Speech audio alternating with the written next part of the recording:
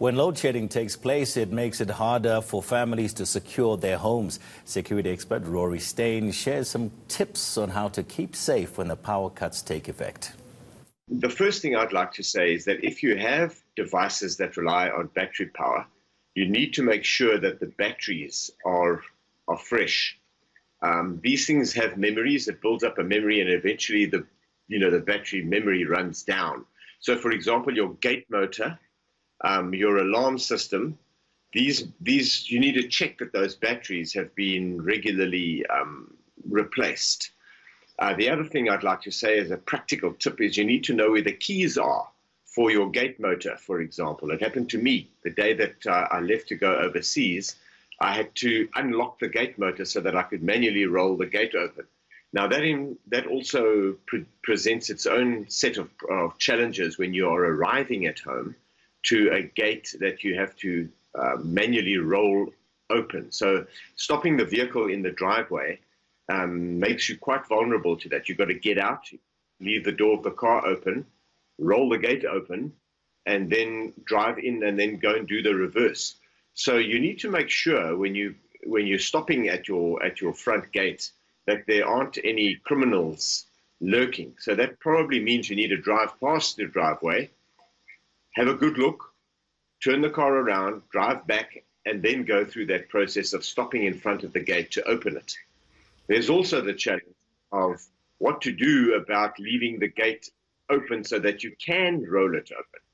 So probably what you need to be doing is talking to domestic workers, talking to your neighbors, and making sure that there's that there is some assistance available should you require somebody to keep an eye on the street.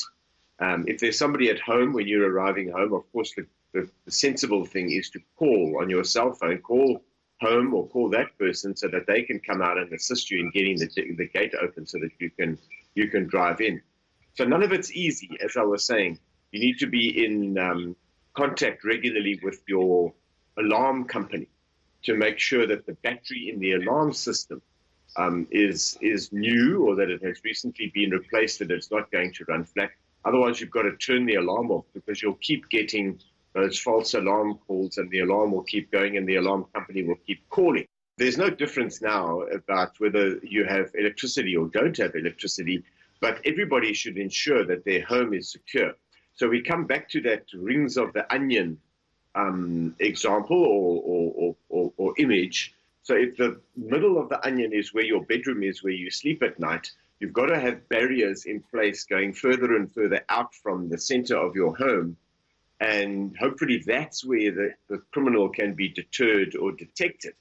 So another practical thing to mention on that is that if you've got burglar proofing or you've got security gates on your home, those must not be dependent on electricity.